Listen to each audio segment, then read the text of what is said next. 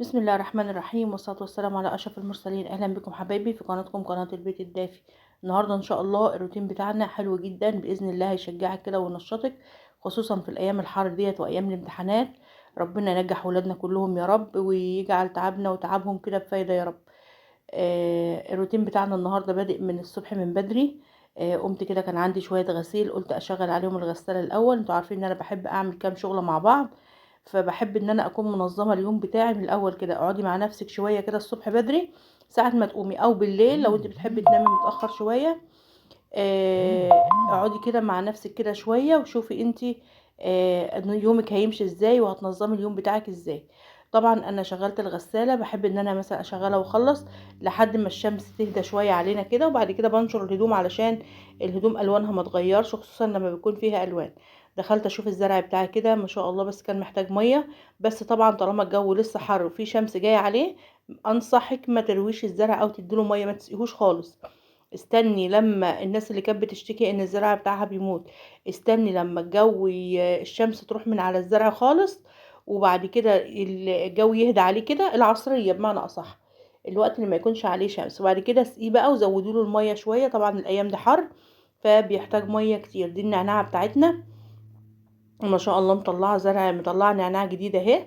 وبسيبها بقى كده ايه في الشمس شويه، وبعدين برضو دايما مش بيحب الحراره الشديده، فلما يكون كده انقليه شويه بعيد شويه عن الشمس لما تكون الشمس جايه عليه.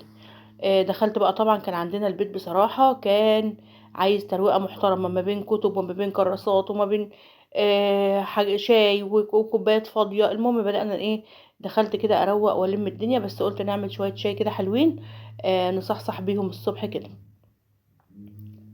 طبعا اسفة طبعا لو في صوت طالع ولا حاجة مع الفيديو، بس انا حاولت ان انا ابطل كام مرة، وساعة ما اسكت سبحان الله اول ما ابدأ اسجل يشتغل معايا تاني.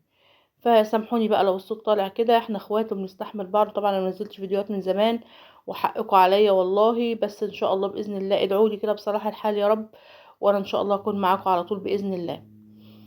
بس ما تنسوناش باللايك، وما تنسوناش بالدعاء، ما تنسوش الدعاء لاهل غزة، ربنا ينصرهم ويحفظهم ويثبتهم يا رب يا رب، اللهم امين يا رب، وينصرهم نصرا عزيزا يا رب، اللهم امين. طبعا عملت كده كوبايتين شاي، وطلعت بقى ايه اشوف الدنيا فيها إيه. كنت انا رتبت بقى الصاله والحاجات دي، انا ما حبيتش ان انا اجيب معاكم الترتيبات والحاجات دي، يعني برضو من باب ان احنا يعني ما نزهقش بعض او ما تزهقوش او كده يعني.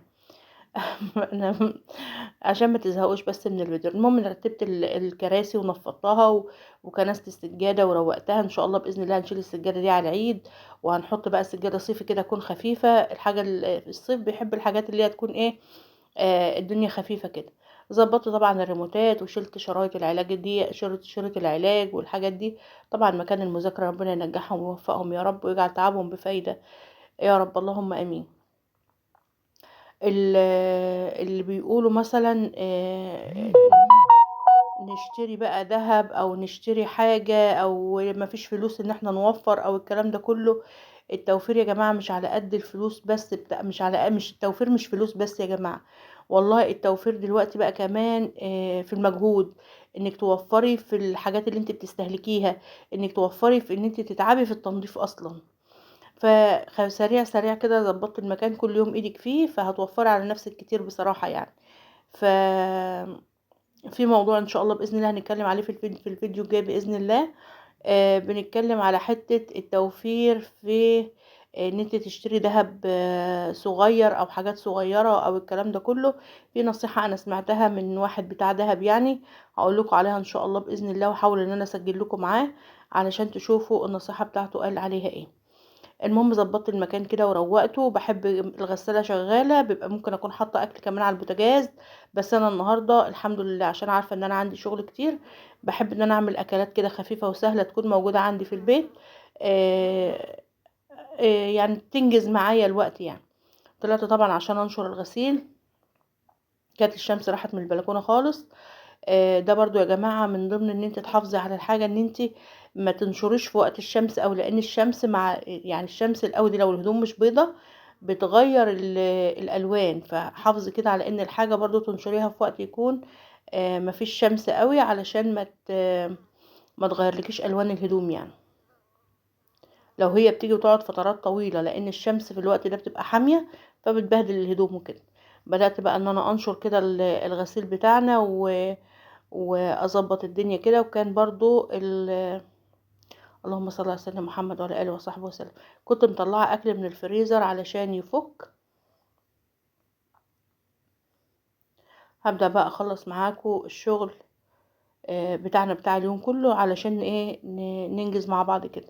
وانا واقفه طبعا بنشر الهدوم، كان احمد اللي كان بيصور، فشاف منظر الحمام وهو طاير ما شاء الله، بيبقى في التوقيت ده بيطلعوه يطير.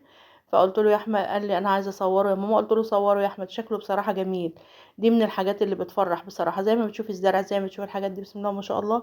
يمكن هي الصوره بتاعته مش واضحه قوي، بس هو كان بيطير في مجموعات كده، وسبحان الله ما فيش واحده بتبعد عن التانية.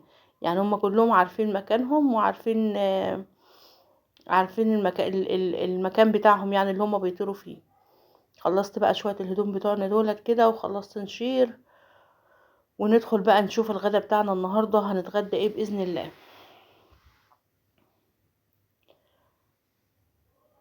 رجع صور الحمام تاني لما لقاه جاي، رجع صور الحمام تاني. هو بقعد الفترة دي يطير كده، الفترة العصرية دي بقعد يطير فيها، يفضل رايح جاي كده. بس ما شاء الله شكله حلو جدا وحاجة بصراحة بتريح الأعصاب كده، حاجة بتدي طاقة إيجابية، سبحان الله سبحان الله يعني.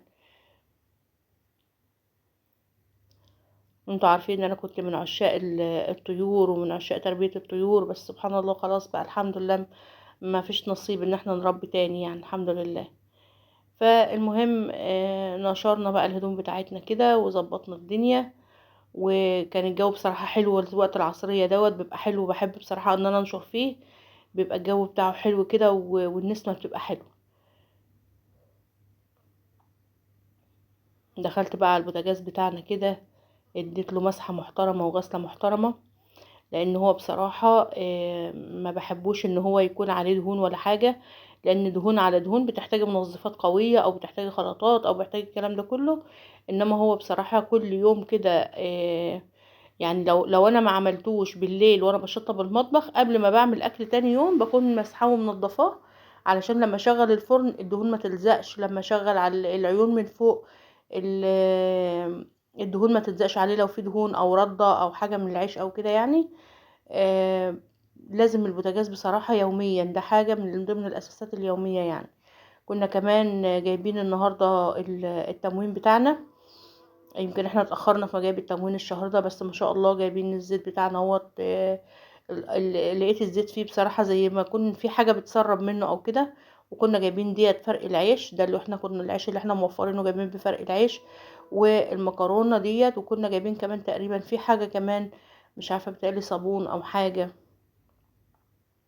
المهم فرق العيش حلو برضو يا جماعة، بينجز معانا. المهم ما ترميش حاجة وما تهدريش حاجة، اللي هترميه او هتهدريه هترجع تندمي عليه بعدين.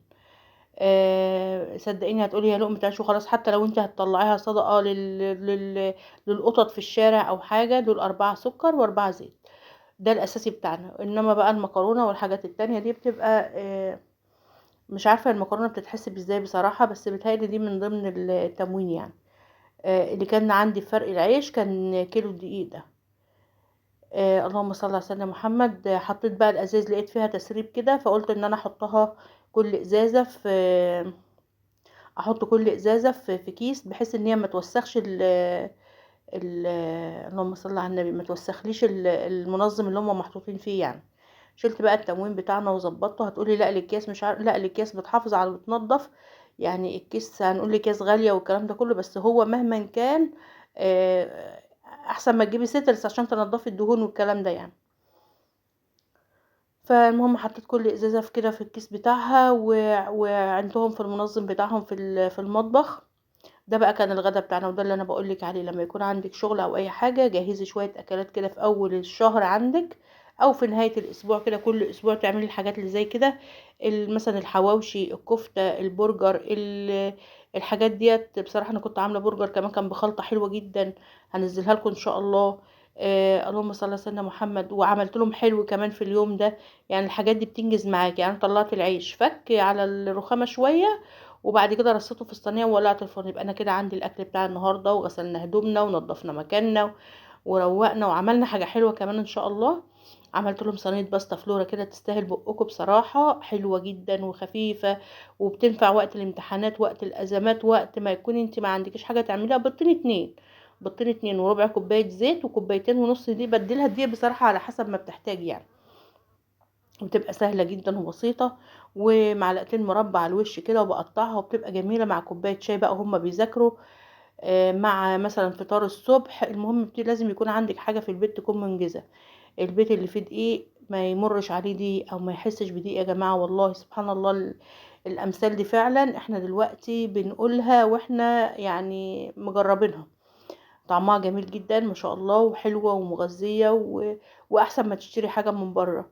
وشفت بقى ان انجزنا في الوقت، وعندنا غدا وانجزنا ووفرنا في وقتنا ووفرنا في الفلوس وكل حاجة.